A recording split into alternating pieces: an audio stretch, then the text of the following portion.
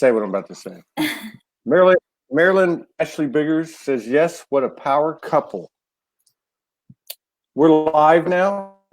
Let me check the sound to make sure we're good there. Yep. We're good. A little bit of time. So Daniel, if you want to go to I got it. You just share it like a regular, yeah. All right, I'm gonna go ahead and share it out just a little bit too, since we got a late start. Hello, Emily Madison. Thank you for your continued love and support, as so many other people. We would not be here. We're neighbors, man. We're in Kauai. Yeah. So you're in Oahu, right? No, Maui. You're in Maui. I get them. I don't even know one from the other. I know people don't. I didn't know what Kauai was. I just heard you got to go to Kauai. I'm like, what? What is that? How do you get there, and how am I going to pay for it? And I just, the universe supports the things that are happening. What else can you say? If these shows resonate with you, please share. We are having some technical challenges today by the Andromedans and the Arcturians who were speaking to me on the last show, that we will get through it. But if I pop off, our esteemed, beautiful guest will continue to rock and roll with it, and we'll just make the best of it. So I'm really excited today because, I announce a lot of people's names, and a lot of people may not know I'm of descent, Mexican, whatever you want to call it, all these other things. We're all just mutts. Medina, yeah. But I can pronounce Maricris Dominique Dela Cruz-Scranton. Woohoo! It's the white people's names I can't pronounce. I know, and mine's a very long name, so it's kind of nice to say it, correctly. So it's and for those people, we got more and more people coming in. Let me get it back on here. Okay, so for those of you who don't know, Daniel Scranton is on YouTube. He's comes out every day with Arcturian strong following. He's been on the show a couple of times, and he's a beautiful partner here. Came up in the conversations. I'm in a divine union, as everybody knows, with Morgan Lee. I got to talking to Daniel, I think, and found out beautiful partner and questions, and it really resonated, the energy of their relationship. So we asked if you guys could come on, and you guys were kind enough to do that. So thank you for coming and sharing space with us and honoring us with your presence today from Hawaii to Hawaii. We got 37 people in the house. Hello, everybody. And we're going to get through any technical difficulties that we have. It's already 81. Okay, that's the last time we'll have to do that. Are you good? Just had to plug ourselves in. Yeah, otherwise we will run out of power here. All right. I think this is the first show I've done where the people were in the same time zone since I've been out here. Oh, yeah. Nice. We got a lot of people walking in the door, 36 people and counting. Thank you for all your shares. Lisa Brown over there. I hung out with her. We hung out with her a little bit. I hung out with her 2-3 times. We did a show together. Yeah, she's not too far from where we've been hanging out. We met quite a few people. Mirabeth, Milana Fiore. I don't know. I'm not too good with most of what we've been doing over here, though. It has been daily grid work, dimensional experiences, connecting, more dimensional experiences, interdimensional experiences, galactic experiences. We had a portal appear over the house we were staying in right before the eclipse. We took pictures of it. Yeah, it was amazing. It was in the night sky, And there's pictures of it. I can send them to you. We posted them. Morgan posted them. But it was an actual portal, and it multi-dimensional. We still don't know if anybody else could have seen it, but we took pictures, so obviously you can see it in the pictures. But it's depth to it, and it had a light on the top of it because there was off to one side, and the moon was way over on the other side of the horizon. So we've had some really powerful experiences here the whole time we've been here, and still do. Up to about an hour ago.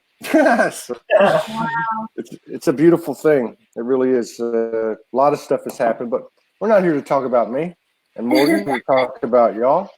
And you know, I was going to say it's so rare, but the energy of divine union relationship is expanding. I was whatever it was 3 or 4 months ago. I talked to Daniel, and I just felt the presence. I don't remember the line of questioning, but his reverence for you, the role you've had, the impact you had, was very, very similar to what I've experienced, and you know, most of that was coming through the coding that he was putting out. So I think it's important for this energy to be put out there, and we're really happy to be able to support that on this platform. So I know we know a lot about Daniel. I don't know if you want to start with, I always ask people when they come on, when did you wake up? But you don't have to start with that if you don't want to. Maybe tell us how y'all got together, and maybe start with that. How we got together. Okay. Yeah. So as Todd said, my name is Maricris Dominique, and it's interesting how we got together because I was at a point on my journey where I was, you know, really wanting to be with someone on the same level, and not just energetically, but physically, mentally, spiritually, and emotionally. So I really wanted someone who could meet me where I was at. And I would tell my friends about it, and they'd be like, oh, you won't be able to find someone like that. You're getting too picky. You should just be, just settle. Like, you won't find that person. And I just kept thinking, you know what? He's out there because I can feel it. I can feel the energy. And I think what woke me up to the truth that he's out there was a friend of mine said to me, you know what? You got to get out of your own way. So I was like manifesting, and I was, doing all these things to attract my soulmate. And it was like everything I did, I would hit a wall. And I had done all the inner work around my relationships and wanting to be with someone.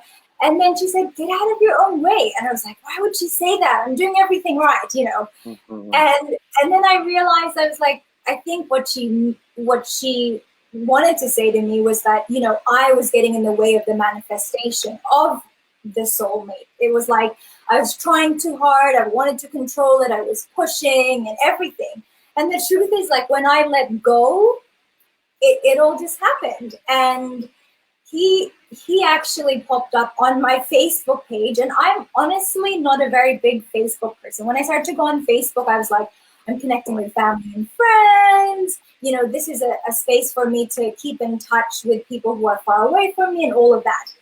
And one day, I was going through my friends list and thinking, I want to delete people. Like, who are these random people showing up?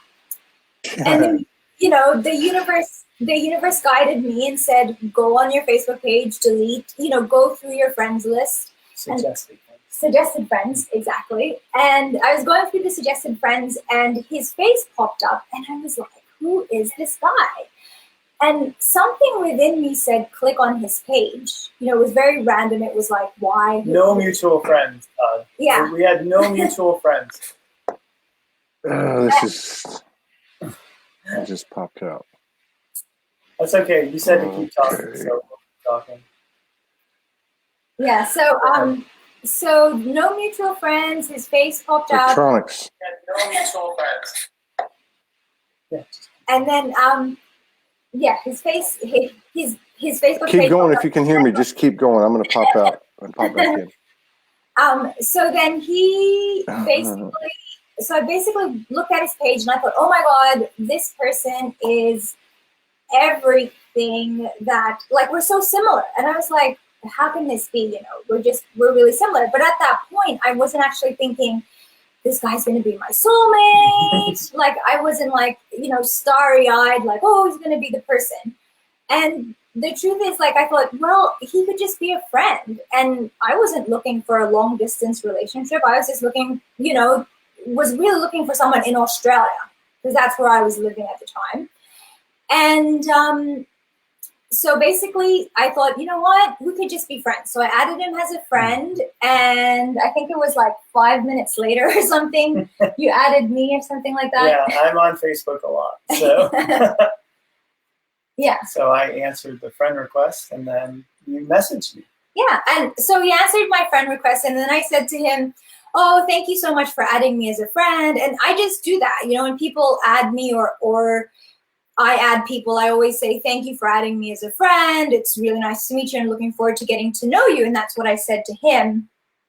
And I think after that, we didn't talk for a while. Like, that was it. Right? No, what happened was, okay. I have a better memory than she does. So she sends me the friend request, which I thought may or may not be a real person, because they have these fake profiles on there where if you become friends with this person, they're either going to message you with some kind of scam, or there's just going to be a lot of porn on their timeline. So not interested in that. So I had to investigate her before I even said yes to the friend request. And so I saw that not only did we have a lot in common, but when she would post about something or make a video of herself talking about something, it was in almost the exact same words as what I would say about that topic. Plus, I could see right away that she was gorgeous. So I was immediately interested in more than friendship, even though, like her, I had no interest in starting a long-distance relationship, because it's one thing to be in a long-distance relationship in the same country. It's another thing when the government says, oh yeah, you can come for 90 days, but that's it. So anyway, I immediately was interested, but I did not reach out. I didn't say like, hey, how are you doing, you know, or anything like that. Sleazy. No, I just figured, you know, if something like this were to evolve, it would evolve organically. And when she messaged me to just thank me, I immediately saw an in, which was that she was obviously putting herself out there as a teacher and a healer for people, spiritual people. And that's something I had been doing for a long time at that point.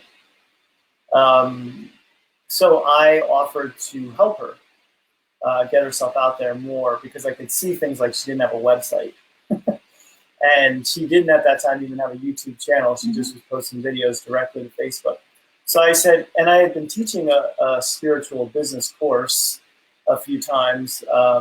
So I knew exactly what people in her position needed to hear. So I offered that advice to her, and she said yes, and said, we can Skype. Yeah. So about a week after she befriended me on Facebook is when we Skype. I still like to think that, there are days when I like to think that, well, he was the one who made the first move or something. Yeah. Oh, he did. I was way more interested in romance than she was. So, can you hear me? Can you hear me? You're coming through out there. Yeah. I'm looking at 3 different screens now. So now, Maricris, where are you from? Where were you living? Australia. Australia. But she's from the Philippines. Okay, but you were it. Yeah. And she moved to Australia. Oh, that was another funny thing about us coming together. Is when I'm looking at her on the screen, I'm thinking, this woman could be 19 for all I know. Like, she looks that good that it's hard to get an idea of what her age actually is. So I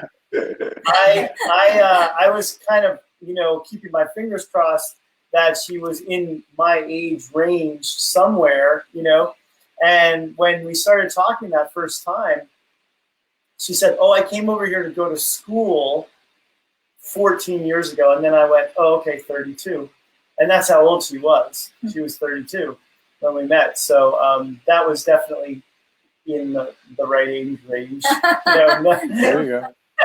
not So- too big of a difference that makes people think like, you know, there's something weird going on. So she was doing right.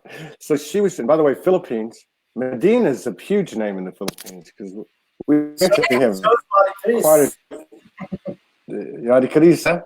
But I noticed that because we had a lot of representation in the demographics in the Philippines. I'm like, why is that? And I realized that's what it was. So you were doing the same type of work. You were uploading videos to Facebook. Daniel, you saw that, and then I saw that we had so much in common spiritually that, you know, that matters, of course, to me, especially if you're going to be putting yourself out there to someone who is thousands of miles away. It better be a strong type of, you know, if you're going to put your time into something, you better see a good foundation there. So that's what I felt and saw. And I mean, in those initial moments, I could not have dreamed that this woman would give up her life in Australia, move to Maui, and marry me. You know, it just, that was like a pipe dream at that time, but definitely not something I felt was a high probability. yeah, it sounds like a familiar story, if you know what I mean. So I mean, and how long ago was this? How long have y'all been together? So It was May of 2017. Yeah. No, 2016. 2016. So I came here 2.5 years ago, and I came here, stayed for 2 weeks, and wanted to meet him for the first time, and that went really well. And once I left after 2.5 weeks, It was like 3. yeah. Yeah. So after I left, I came to Maui for the very first time. And after that trip, I went back home and I was telling everybody, he's a really great guy. I packed up, because I had a house in Australia. I packed up my house, you know, got it ready to be rented. I was like, you know, I just want to see where this goes. And nothing in there, Todd, was like this fear. Like, even though people were saying to me at that time when I said, I'm going all the way to Maui to meet this person, they're like, oh my gosh, like, who is he? What do? Like, and even like I had friends and no joke, or even family say like, is he a serial killer? You know, when we laugh about it now. They said the same thing about me to Morgan. Yeah. So you, go ahead. So you stepped through whatever came in front of you, and you said, "I'm going to go do this." Yeah. Yeah. And it never felt like there never was a moment where I felt like I'm struggling against something. It all seemed to just flow, like from leaving Australia to going to see him and then packing up my house. Like, everything just flowed, and I didn't have any fear. Like, even though, like I said, people were like, "Oh my gosh, who is this? You know, you sure that he doesn't have other ulterior motives or something?" And I'm like, I don't know. I can't explain what it is. I said to them, it's like, it's a feeling that I have that I need to do this. And I knew it was a soul level calling that I had to fulfill. Wow, that's badass. That is an incredible story. I didn't know that part of it. Now, a lot of people look at divine couples, conscious couples, who are connected in the physicality, whether they're separated by geography or not, and connected energetically in the ethers. And they think, I guess what I'm trying to say or ask you is, your experience together, I'm sure has components, aspects like Morgan and I and other couples where we do a lot of dimensional work and all that other stuff. But there's also the human side to it, right? I mean, we're still people, right? He's getting fresh with it. That's okay. I do the same thing. But I mean, you guys go. You know, a lot of times on the show we'll talk about. Oh, do you feel these energies? Because there are a lot of practitioners like you guys, and what do you do? But what does a couple do when these energies come in, and it's obviously affecting everybody, whatever it may be? Do you guys have a set way of dealing with stuff? How do you deal with stuff? Do you guys have alone time? I mean, how does that work for y'all? We have pretty much nothing but alone time. we are together like constantly, and you know, during the day we work 5 days a week, but we don't feel the need to socialize that much. So we spend pretty much all of our time at home together. And we go out a couple times a week. We go to the movies, we go to the beach, we go out to eat, but you know, we're together a lot, and we do have such a compatibility that being around each other all the time doesn't cause any problems. Yeah. I can relate. Yeah. So like you can be in the same room or the same space and not even say anything to each other for a few hours, and everything is cool. Yeah. And like we had a time where it's like been raining a lot here, and I was thinking, you know, like I have my own space, which I call my soul space, which is my office, and I do my work there, and Daniel has his own like little sacred space. And it was raining like this one whole week, and I was like, oh, I just feel so lazy to go into my own soul space. And so I was doing a lot of my work in the house where he was also in. And it was just like I said to him, honey, it feels so good to be around you, like even during the day, because like we're, you know, my soul space is in a separate cottage outside of the house.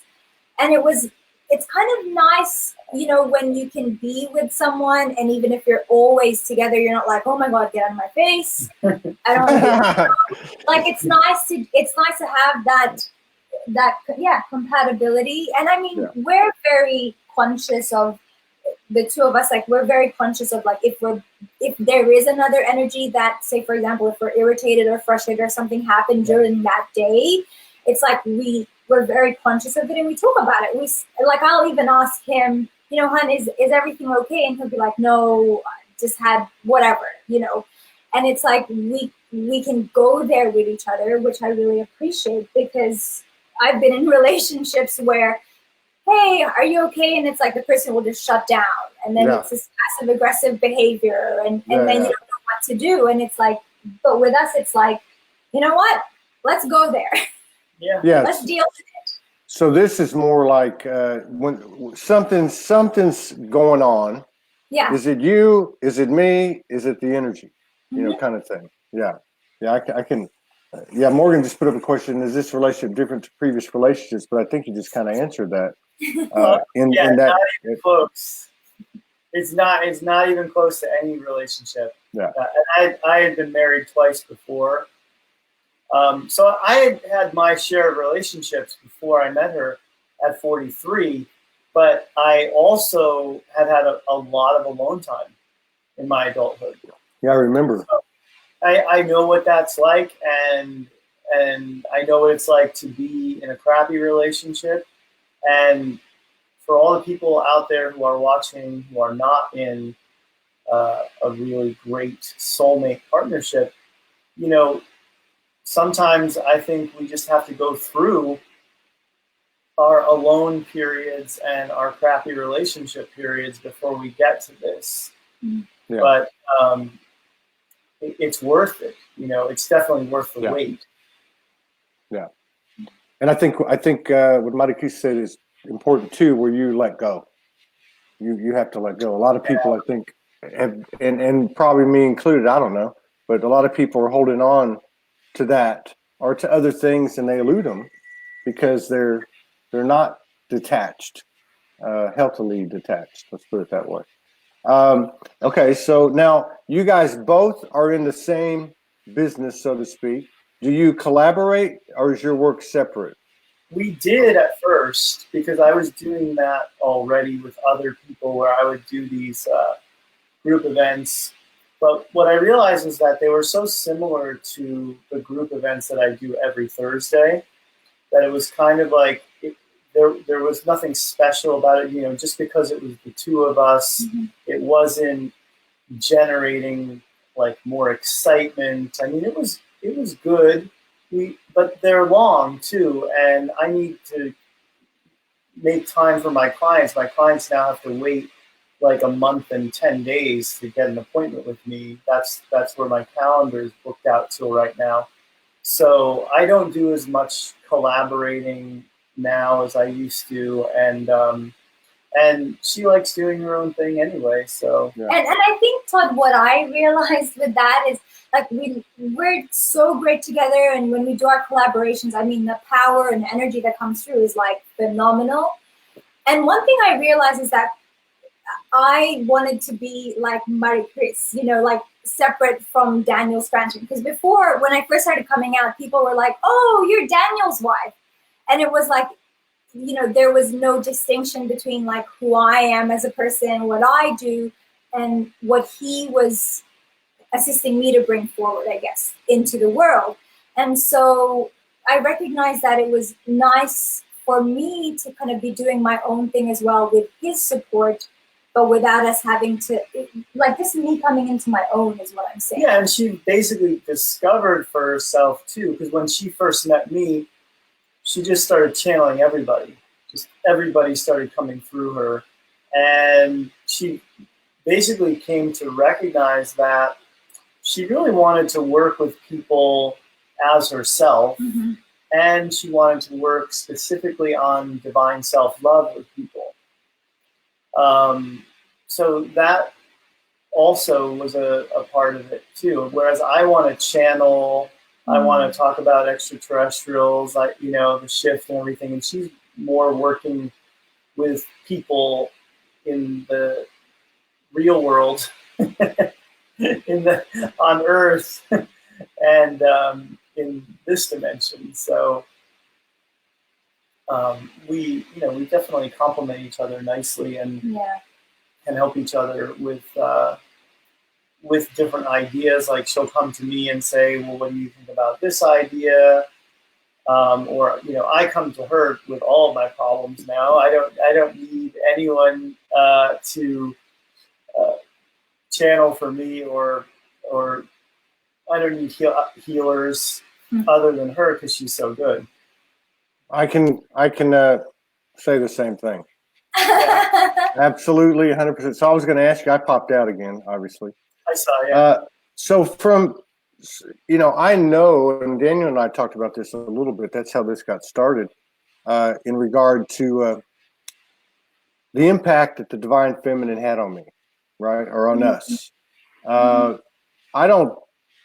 probably wasn't in the game near as long as Daniel was. I didn't have any real idea other than innate knowing or whatever. But what was that like? Let's start with Maricris. So, were you aware of divine union? Were you aware of its role in this ascension and in this time, the power of it, the triad, the Trinity, whatever? I mean, were you consciously aware of it? And I guess you were, because you were putting it out there, is what you were saying at the top of the show.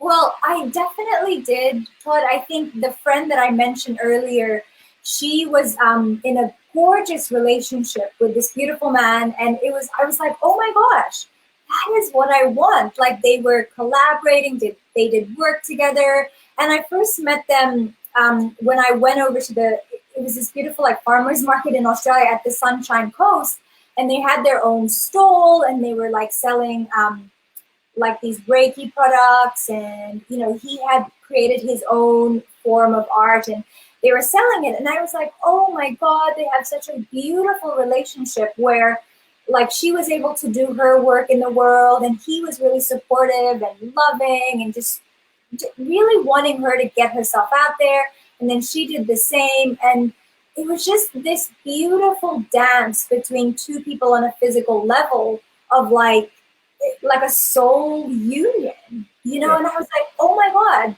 this is possible, you know, like that exists, like I can have that with someone. And for me, honestly, when I first saw them, I'm like, that's a pipe dream. Like, is it really possible to have that level of love and compassion and respect and honor, really, and like you said earlier, reverence for another person? And I knew at that time, I was like, that's what I wanted. So I really, you know, took the time to release anything and everything within me that was blocking that, you know, belief systems, patterns, programming.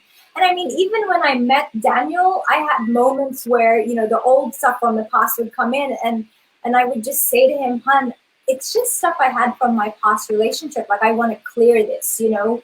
And I know that's why him and I are together, is to really heal all of that old stuff from the past, but also to come into a space where it's like, it's this really divine, sacred union where we're lighting the world up just by being who we are.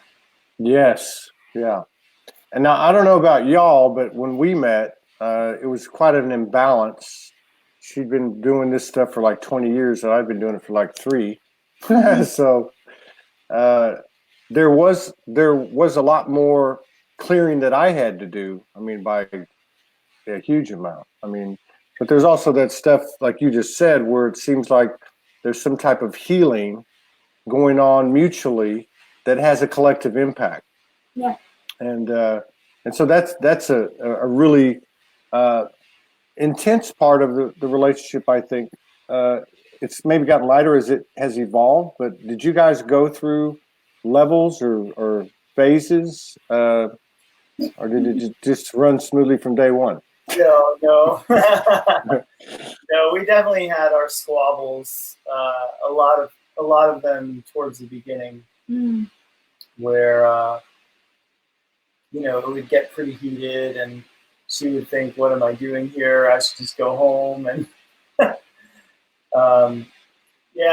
we you know, had to have that period of getting to know each other and know how to relate to each other and respect each other and have compassion and listen and all that stuff to be able to get to work through those issues, the big issues, you know. And a lot of this from past relationships, you know, where we were still processing stuff. Yeah, I can relate. Now, last night, Morgan picked up a book, a Rumi book, and I said, read some of it. She opened it up, and it was, you know how that works. You know, whatever you need pops up, right? So it was a passage that had 5 or 6 different subjects in it, but the underlying subject had to do. He was talking about when 2 people come together in intimacy. And he talked about the responsibility of it. And he talked about how even if you can't see a physical manifestation, there is a child born. There's a third energy born from the emotions, the love, the heart, whatever, of these 2 people. Are you in touch with that? I'm not saying it's right or wrong. I'm not saying Rumi's right or wrong. Is there a third energy that is present as a result of the 2 of you? I never thought of it that way myself. What do you think? I mean, yeah, I don't know. I mean, you know, I'm going to say I don't know, because I don't know if I've deeply, gone into that or really thought about that from that perspective. I think one of the great things about being in a relationship like this, though, is that you become more of who you are, and you're able to love yourself more because this other person is loving you no matter what. And so there's definitely more of the authentic self that comes through. And that was one of the things I noticed about her in the videos that she made, was that I felt like this is who she is. This is not who she wants the world to see. I could feel that it was obvious that she was being genuine in everything that she was saying, and not only that, but how she was expressing herself. It wasn't put on. It wasn't like, okay, the camera's on now, big smile. It was like, this is who she is, and that really is who she is, because when we go out in public, people are drawn to her. They want to talk to her. She will be standing in a checkout line and, you know, maybe talking to the cashier a little. And then a thought will come to me like, okay, any minute now, Maricris is going to, or I don't call her that. I actually call her Nikki from the Dominique.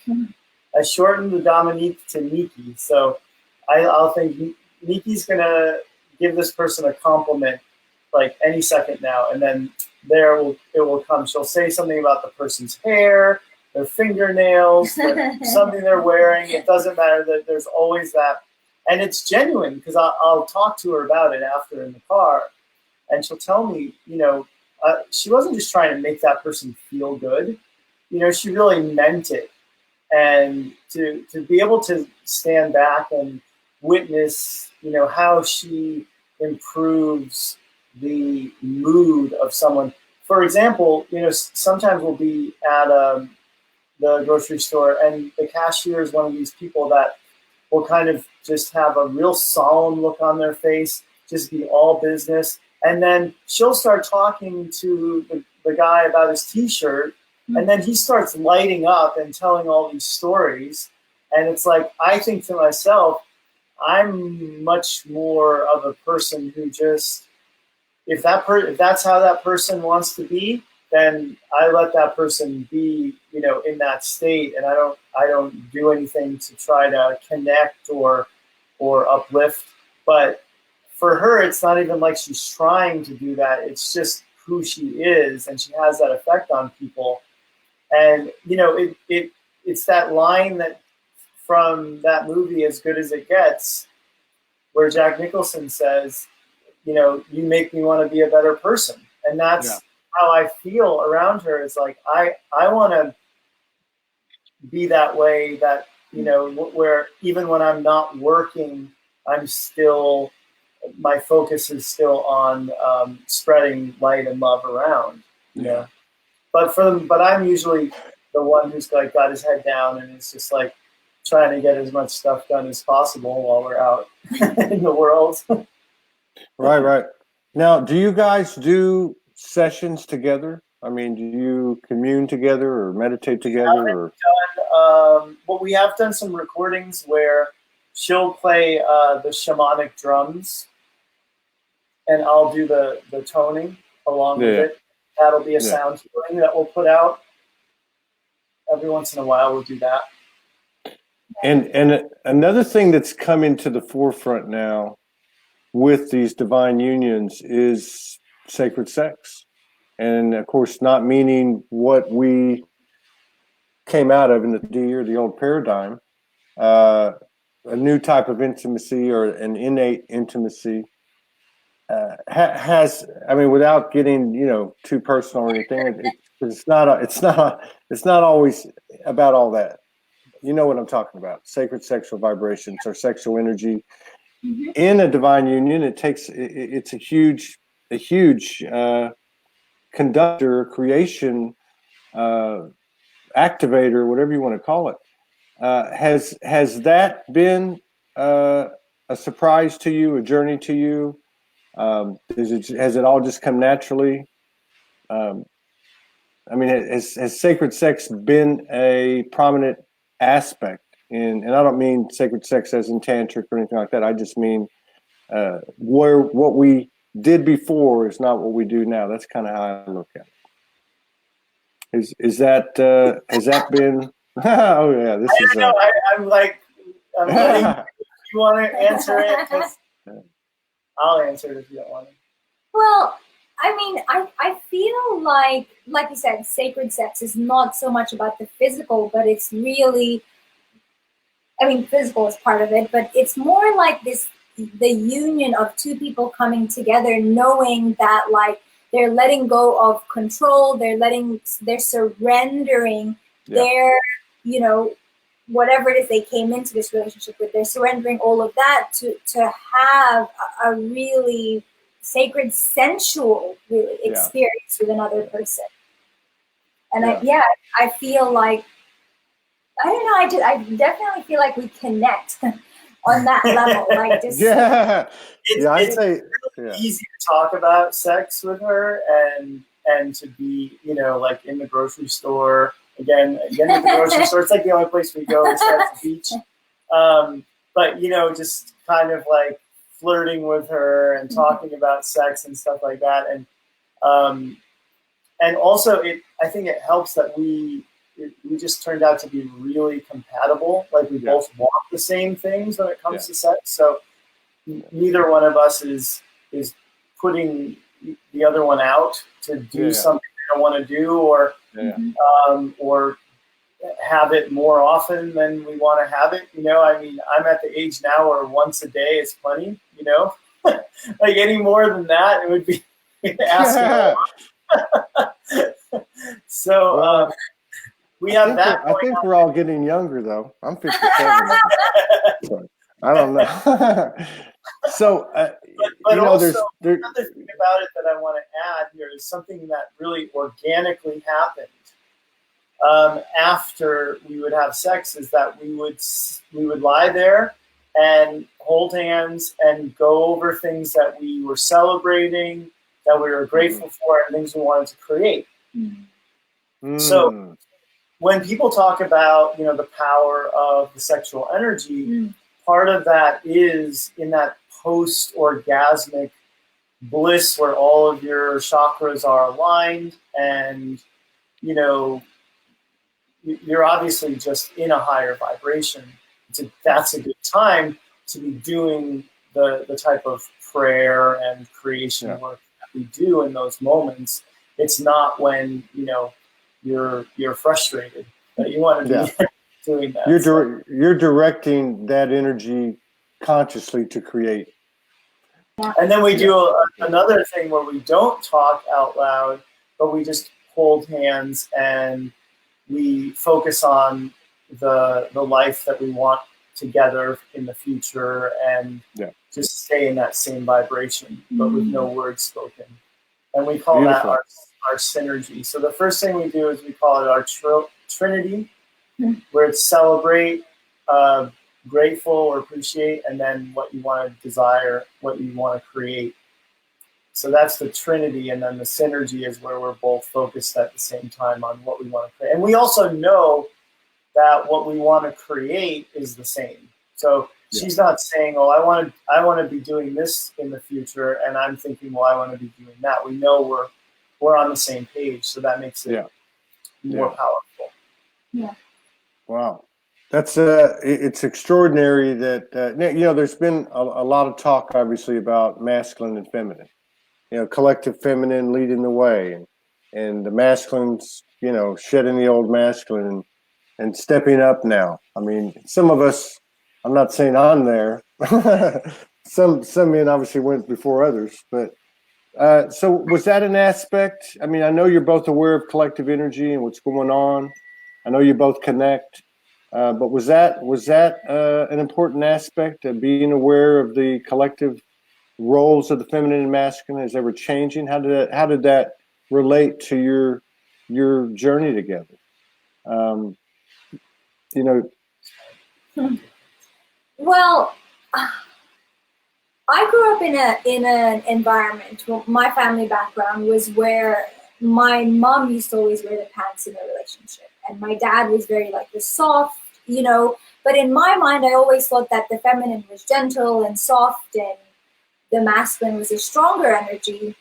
And so, like, I had that misconception that the feminine was like, the way my mom portrayed it was like, you got to wear the pants, and women are, you know, a certain way, and you have to stand up, otherwise people won't hear you. And then it's interesting because when I met Daniel, it was like that changed for me. It's like I then began to embody the softer side of the feminine. You know, I wasn't like the super masculine out there, all of that. I knew I always had that softer, feminine, gentler side. But it's like, I think when I met him, it's like he brought that out in me a lot more. And it felt good to me because I'm like, this is who I am. This is what I want to embody. And it doesn't have to look the way that other people are embodying the feminine. You know, it doesn't mean that the feminine is a certain way and it's strict and it's like this. But I think what I felt is that when I started to embody more of the feminine energy that I am, it helped to bring out like Daniel's masculine energy, but that the more that side of like the protector, the like stronger, like the strength, I guess is what I'm saying, is like, I felt like when we really embodied those roles, the roles that felt good to us, it really assisted us in the relationship. Mm. Wow. Yeah. I mean, she not only lets me wear the pants, but she kind of encourages me to, which is nice because I do gravitate way more towards the feminine. In fact, I feel like my own journey with the masculine was like in my youth, you know, that ultra masculine persona was what I wanted to be, what I wanted to embody. You know, when I remember when I was in college and I would just wear work boots all the time, work boots, jeans, and not shave at all, and smoke, and you know, and I wasn't awake at all, but you know, I was trying to be as masculine as I could be in what the world, you know, part of it too was just growing up being into sports, into athletics all the time, and then at a certain point, you know, I awakened, and I didn't intentionally do it, but I definitely started to gravitate more towards the feminine within me. Yeah. And the masculine became this thing that was like toxic. You know, people talk about toxic masculinity. Yeah. That I was so opposed to. It was like I wanted women, whether I was interested in them or not, to feel safe around me. Yeah. And I've come to realize that part of my journey was to recognize that sometimes I will go too far in that direction, where I'll be embodying too much of the feminine and not enough of the masculine because I'm trying to make everybody feel safe. But being around her, I do feel more masculine than I do around other people, but I don't feel like I don't ever feel like I'm trying to be anything at this point. Yeah. I don't feel It's like natural. I'm trying to be masculine, or that but I'm not afraid to be feminine around her either. Yeah.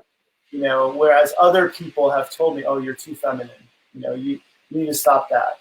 You know, people think you're gay. People are gonna think you're gay. I don't ever worry about that now, because she kind of like brings out more of the masculine in me too. But I'm also very happy with who I am as a person. You know, I would much rather be seen as compassionate than masculine. You know, if I have to give away some of that conception of who I am as being masculine for being compassionate and loving, I'd much rather people see me as that, because that's who I want to be. Yeah, and I think, you know, what I also recognize is that, you know, like I said, being feminine, I also grew up in an environment where it was like women were pushovers or weak or whatever, and I recognize that when you are in balance with the feminine and masculine within you, it's like the feminine part is the nurturing, softer, gentler side, but the masculine aspect is like the authentic side of you, the stronger, you know, the part of you that feels confident and courageous. And I think often women mistake, you know, like I always felt like I don't want to be too bitchy if I'm like courageous and confident. And I don't want to be perceived as that, but I think that's divine feminine, isn't it? I know, exactly. Mother Nature. Raw and real.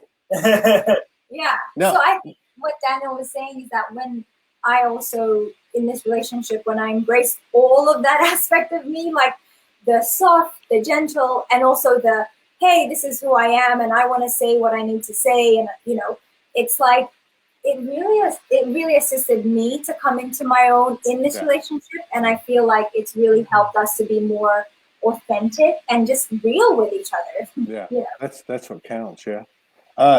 Now, do you guys ever receive individually or together any intel in regard to your relationship?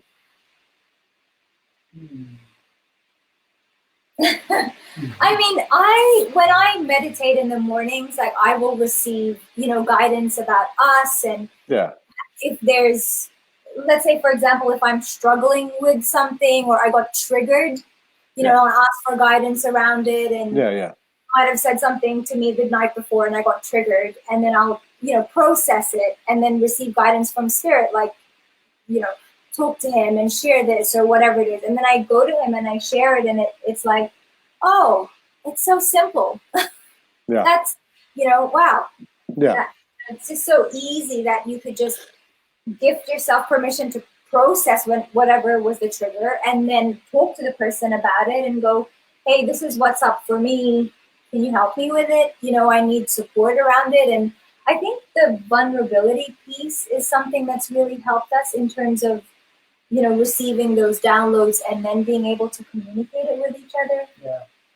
Yeah, we know each other's vibrations so well that if one of us is off by even, you know, a fraction of a percentage point, we feel it, we know it, we're on this, you know, we're on top of it. And, you know, it doesn't mean that we're necessarily going to work it out in that moment. There'll be times when she doesn't want to talk about something. There'll be times when I don't want to talk about something, but eventually we'll get to it and clear it. But as far as occasionally I have channeled for myself around our relationship. So yeah, I would say that is the case. Yeah. And what was I going to ask you? I can't remember. That's what happens when you turn 57 in the Ascension. I can't remember what I was going to ask you. Well, yeah, this is very refreshing. I mean, I know what I was going to ask you. Is it would you say that the time together you guys met after we did? So, and there's some of this, these couples that you're seeing is coming out haven't been together that long. But I was going to say, have you? Oh dang! Now I forgot again because the power just went out. That must be my signal. I can't remember. Well, I was going to say, would you consider the time you've been together like a fast track? Oh, definitely. Oh, yeah.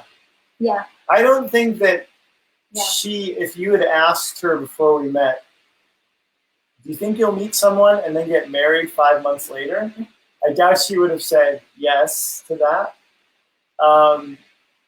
I've always been one who wants to take relationships really fast on the fast track and get to the most intimacy that you. I mean, I've don't think of myself as someone who has done a lot of dating in my life. I mean, because I haven't. You know, when you watch movies or something, it's like, oh, these two are just dating. And, you know, maybe they're dating more than one person at the same time. I've never done that. It's always been like I dive head first into it. And it just so happened, even though I've been burned a couple times by doing that, it just so happens that with her, you know, this time it was the right thing to do. Yeah, and I kept saying to him, I'm like, I'm feeling into it, you know. Slowly. She would say, I'm slowly feeling. But that was before we met in person. That was at the month and a half that we were in constant communication. And when we were in constant communication, there was never a moment where I thought, is she going to text me back?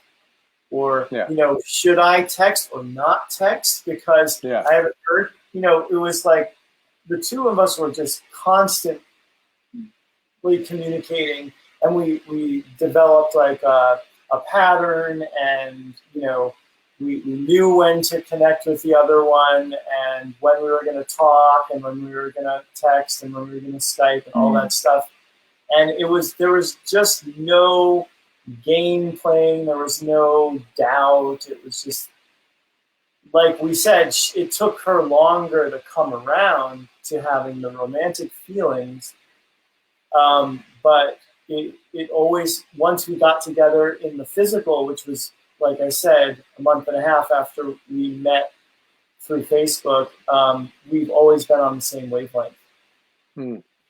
So the timeline is she busted the move on you. No, I'm just kidding. Yeah, so y'all connected. I always tease her about that. Yeah. Always. Well, see, that's that courage she was talking about. It wasn't bitchy at all. But so you and then a month and a half later, she comes to see you. She comes to Maui. I flew her out here. I said, "I'll buy you the ticket." Yeah. There's a spare room next to where I was living, but which we never used. But it was there in case you needed it. And so then she was here for like 3 weeks, moved back to Australia. We didn't know what was going to happen at that point. She went back there, packed up her stuff, because we knew we wanted to be together, and we hadn't worked out the logistics of it, but we knew that I could go there for 3 months, she could come here for 3 months. So that was, I think, our plan at that time. Mm-hmm. But then when she came here, I was like, why did we only get you a ticket for 4 weeks? Why didn't we just do it for the whole 90 days? And she was like, yeah, why didn't we? And then so we figured, you'll go back after, 88 days or something. We didn't want to cut it close with the U.S. immigration people, But then in another conversation, maybe a few weeks later or something, I said, well, what if we just got married? And she said, well, you've got to ask me in a better way than that. that was the most unsexy. That reminds me of a funny. That reminds. And so then we went and we custom made her engagement ring with a designer here on Maui. And I didn't get the ring until like a week before we were going to get married. We had set the date and everything. So my actual proposal, where I was down on one knee with the ring, was 6 days before the wedding. Yeah. But we knew that we were getting married for like a month and a half prior to it happening. And what was the date of the wedding? October 8th. October the 8th. 2016. Wow. Fascinating, man. Wow. Thank you, Maricris. Thank you for coming on, both of y'all. Yeah, it's Morgan's going back for a while, and then coming back. What part of Australia? South Australia, Adelaide. She's South from Australia. Brisbane? Yeah. Yeah. So, she'll be back end of May as things stand. And maybe we can get together. We're not that far apart. Hawaiian Airlines is only $80 to go from one island to another, isn't it? Yeah. Something like that. Yeah. I really appreciate y'all coming on. It's good to see your energy. That's that third energy I think that I was talking about, is that what y'all put out together. And I think that's a powerful, powerful thing, especially in this transition we're all going through. I appreciate that, and I appreciate the work y'all have been doing on an individual level and together. And I'd love to collaborate with each of you, both of you, however y'all want to do it in the future. I really would. Yeah. And thank you so much, Todd, for this opportunity. It's been nice to connect with you, because I hear a lot of wonderful things about you from my beautiful husband. So it's been nice to just be here in this space and then share with you and share with your people, and just to share our energy, because I love that this was very authentic. This was real, and it was really beautiful. Yeah, and I'm happy to come back anytime, Todd. Absolutely. I appreciate that. All right, man. Y'all take care. We'll see you later. We got another show coming on in an hour. Thank you so Wow. much for coming in today. This has been a great show. I'd highly recommend get it out there. Peace out. We'll see y'all later. Thanks. Bye.